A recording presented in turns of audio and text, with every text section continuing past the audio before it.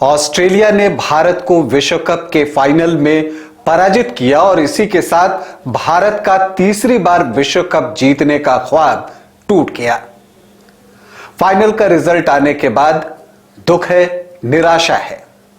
यह दुख और निराशा इसलिए भी अधिक है क्योंकि भारतीय क्रिकेट टीम इस हार को डिजर्व नहीं करती थी। पूरे विश्व कप में पॉजिटिव अप्रोच रखने वाले रोहित शर्मा की आंखें आंसू डिजर्व नहीं करती थी। इस पूरे वर्ल्ड कप में सबसे ज्यादा रन बनाने वाले विराट कोहली चेहरे को कैप से ढक रहे थे। ये विराट कोहली डिजर्व नहीं करते थे। भारत के एक से एक धुरंधर खिलाड़ी जिन्होंने बारी बारी से सभी टीमों को पीटा, उनका मायूस देखना दुखद था। ये खिलाड़ी मायूसी डिजर्व नहीं करते थे। फाइनल के बाद बहुत सारे सवाल मन में उठ रहे हैं। सिराज का फूट फूट कर रोना देखकर कलेजा मुंह को आ गया। फाइनल के बाद जैसा मैंने कहा, बहुत सारे सवाल मन में हैं जो पूछना है। किससे पूछूं? तो सोचा आपके साथ बैठकर उस पर चर्चा कर लेता हूं। नमस्कार, मैं हूं राकेश रंजन और आप देख रहे हैं न्यूज बाइस्कोप। ऑस्ट्रेलिया की ताजपोशी हुई और इसी के साथ भारत का तीसरी बार विश्व कप जीतने का सपना चकनाचूर हो गया। आमतौर पर भारतीय टीम जब हारती है तो अंदर एक गुस्सा होता है, पर पता नहीं क्यों इस बार वो गुस्सा नहीं है।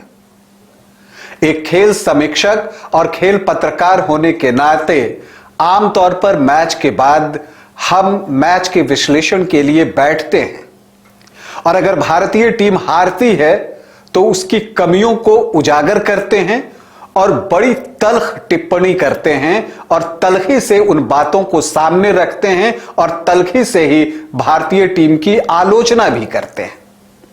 विश्व कप फाइनल के बाद भी हमारा कार्यक्रम हुआ। उस कार्यक्रम में मैं भी बैठा, लेकिन पता नहीं क्यों मैं उस तल्खी से जो है भारतीय टीम की आलोचना नहीं कर सका। उस तरह से मैं गलतियां नहीं ढूंढ पाया। क्या वजह है ये मुझे नहीं पता, शायद आप बेहतर बता पाएं। अगर आप बता पाएं तो जरूर बताएं। कुछ तो ऐसा था कि भारतीय टीम पर गुस्सा नहीं आ रहा था। अगर मैं आपको बताऊं, जब मैच खत्म होता है और जिस तरह से पूरे विश्व कप में भारतीय टीम ने शानदार प्रदर्शन किया है, उसके बाद इस टीम का सिर्फ एक दिन खराब रहा और शायद इसीलिए जो है हम भारतीय टीम की तल्ख आलोचना कर पाने में सफल नहीं हो सके, क्योंकि भारतीय टीम ने इस विश्व कप में 10 मैच जीते हैं। दूसरी तरफ ऑस्ट्रेलिया की टीम ने इस विश्व कप में 9 मैच जीते हैं। 9 मैच जीतने वाली टीम चैंपियन बन गई और 10 मैच जीतने वाली टीम के खिलाड़ी आंखों में आंसू लिए पवेलियन जाते दिखे। कोई फूट फूट कर रोता दिखा तो कोई उसे मुस्कुराकर चुप कराने का असफल प्रयास करता दिखा। वो मुस्कुराहट असली नहीं थी। मैं मोहम्मद सिराज की बात कर रहा हूं। मोहम्मद सिराज मैच खत्म होने के बाद लगभग फूट फूट कर रोने लगे। जसप्रीत बुमराह उनके पास पहुंचते हैं और उन्हें चुप कराने की कोशिश करते हैं। उस वक्त जसप्रीत बुमराह मुस्कुराने का एक असफल प्रयास करते हुए दिखते हैं। रोहित शर्मा बिल्कुल बोझिल कदमों के साथ आंखों में आंसू लिए पवेलियन की सीढ़ियां चढ़ते हुए दिखते हैं। विराट कोहली आंखों में आंसू को छिपाने के लिए, दिल के दर्द को छुपाने के लिए, दुख को छुपाने के लिए कैप से अपना चेहरा ढक लेते हैं। ये चीजें जो है देखकर बहुत ही लोग जो है वो भावुक हो गए हैं। पूरी भारतीय टीम मायूस दिखी। केएल राहुल घुटनों के बल बैठ गए थे। लेकिन ये क्रिकेट है और कहते हैं कि cricket is a funny game. तो ये मजाक ही तो था कि जिस टीम ने इस विश्व कप में सबसे शानदार प्रदर्शन किया, वो टीम खिताब जीतने से चूक गई। क्रिकेट एक क्रूर खेल है, क्रूएल गेम आप कह सकते हैं, जहां भावनाओं के लिए कोई जगह नहीं। जो टीमें बेहतर प्रदर्शन करती हैं उन्हें इनाम मिलता है, लेकिन भारतीय टीम सबसे ज्यादा मैच जीतने के बाद भी सिर्फ एक दिन खराब खेलने की वजह से विश्व कप का ताज हासिल नहीं कर सकी। और इस बात का दुख खिलाड़ियों को भी है और दर्शकों को भी है। देखिए, आप कई तरह की बातें कर सकते हैं। मैं बताऊं, जब मैच के बाद मैं कार्यक्रम के विश्लेषण के लिए बैठा था, तो मेरी इच्छा थी कि मैं रोहित के आउट होने के तरीके की आलोचना करूं, तल्ख टिप्पणी करूं कि उन्होंने कैसे अपना विकेट थ्रो कर दिया। लेकिन मैं ये तल्ख टिप्पणी करता इससे पहले मुझे उनके पीछे के मैचेस में खेली गई पारियां याद आने लगी। उन पारियों में भी तो उन्होंने इसी तरह से बल्लेबाजी की थी। न शतक की चिंता की थी, न अर्धशतक की। उनके सेल्फलेस अप्रोच की ही तो हम तारीफ कर रहे थे इससे पहले। उनके फियरलेस क्रिकेट की ही तो तारीफ कर रहे थे हम इसके पहले।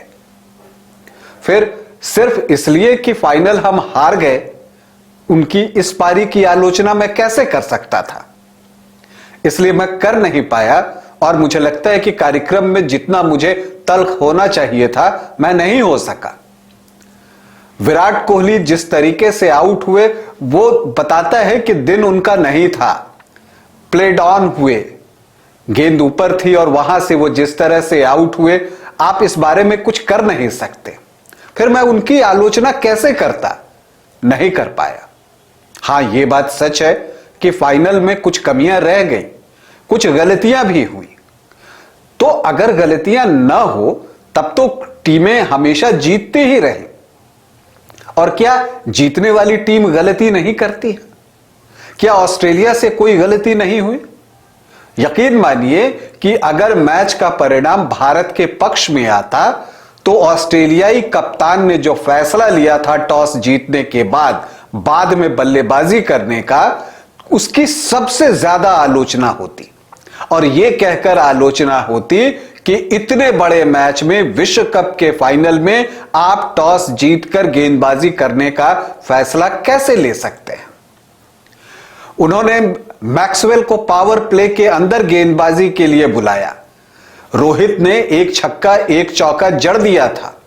तीसरी गेंद पर एक असंभव सा कैच हेड ने लपका। अगर वो नहीं हुआ होता तो समझिए कमिंस के उस फैसले की कितनी आलोचना होती। लेकिन ये क्रिकेट है, लग गया तो तीर, नहीं तो तुक्का। और आप कहते हैं कि जब आपकी योजनाएं सफल हो जाती हैं तो वो बेहतर योजना है, और जब सफल नहीं होती तो उसे योजना मानना भी मुश्किल हो जाता है। यही तो है, सफलता को सब सलाम करते हैं। लेकिन मैं बस यही कहना चाहता था कि पता नहीं क्यों मैं भारतीय क्रिकेट टीम की आलोचना फाइनल में इस हार के बाद भी नहीं कर पा रहा।